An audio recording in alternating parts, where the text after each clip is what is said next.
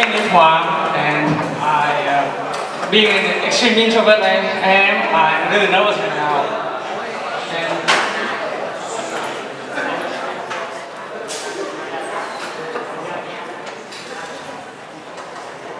And today I chose to speak about power, a power to change the world. So, for me, it's a very interesting topic to discuss because, like you can see that very many other contestants have also chosen this subject, and they can say their opinions about it. But for me, when I first heard about it, I have thought about superpowers, like invisibility, teleportation, or time freezing, or something like that. But I bet that many of the people present here have also thought this way. If not, then maybe you have thought that the power to change the world, basically the power of the political power, military power, the power of authority, the power to influence others. But me personally, I believe more in the power of change, the power of small change that each person here can make to the world. So, before I talk about the power to change the world, I want to run quickly through the problems right now in the world that needs to be changed.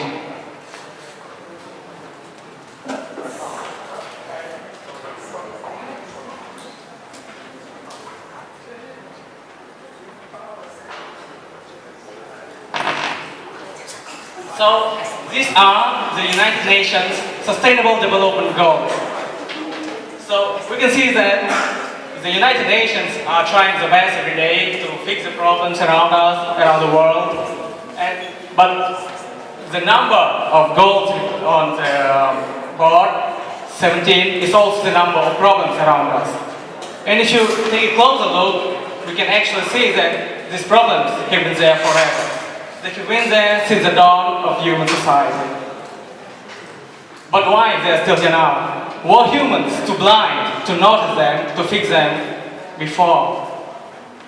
As the first contestant had said, I think that they were blinded by the greed, by the power of money. They have neglected all the negative consequences that can happen when they act in selfish ways. And I think that right now, humanity has realized it and are trying their best to fix it. But how? The European Union have tried to fix poverty, hunger, or improve health care in Africa for quite a long time right now. They have been sending food, have been sending medication, sending volunteers to Africa to help the society there. But as you can see right now, poverty, hunger, the worst, almost no healthcare system is being present there in Africa. Why? Why are we not able to fix it? I think personally that this is how we were taught to deal with this problem. The generation of leaders along the world right now, they were raised using the race of capitalism. And all they care is profit, is money. So I think that the key to solving all these problems is youth, the young generation, the people sitting here right now. The youth will be the key to unlocking the better present and the better future. But how? Not just every ordinary young person can just run outside and try to change the world. That's not how it works. I'm a part of an organization called ISAC, and we truly believe that leadership is a fundamental solution to solving the problems around the world. So, the future of our world depends on the young leaders of today. The ones that are studying here right now, the ones studying across the world in all the universities. They are the ones who have the power to change the world. So, talking about leadership, it's a very abstract concept and it can be understood in the many ways, but I understand it based on these four core values. A leader, it's not a position, it's a value inside you. If you're a leader, then you need to be aware of the world issues, of how it impacts the world. You also need to be self-aware. You need to know what are you able to do, what can you learn, and what is your potential. By knowing that, if you're also solution-driven, you will know what problems are there in the world, what can you do, and what actual steps can you start to do to try to fix it. And after combining all of that, if you are also able to empower others, you can also spread the change-making wave to other young people, also to the next generation. So why we at IZ try to develop young leaders? History has shown us countless examples of what can one great leader do. Nikola Tesla, Martin Luther King, the Wright brothers, Steve Jobs, Albert Einstein, they were all the great leaders of the time who have changed the world in their own way.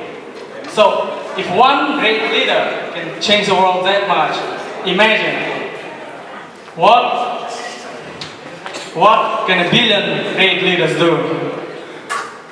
And that is why we are doing what we do.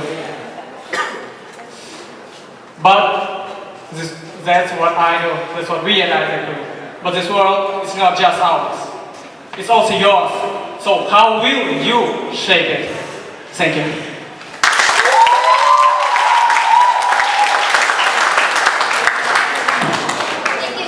Thank you so much. And I really like the slideshow. It's really amazing. And now, please welcome me to Jazz. Can you give us some thoughts about Hoang's performance? Okay.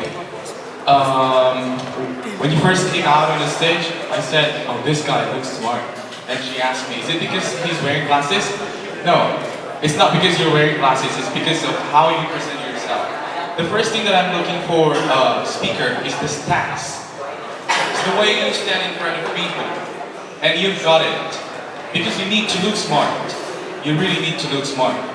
And so, I was so excited of what you're going to say. And I felt like you're very fluent. And I feel so proud or happy, pleased, gratified to be able to give you comments or to be sharing my thought about your speech. And also, I really like a speech that makes me feel puzzled. Like watching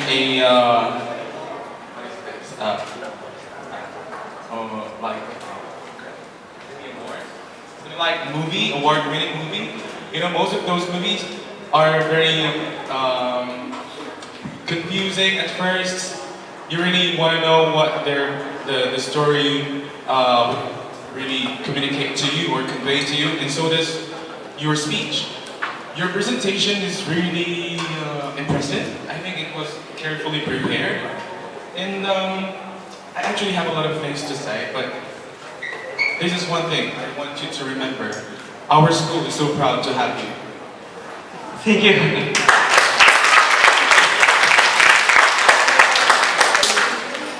And I don't have a question. Okay, Thank you so very much. much. So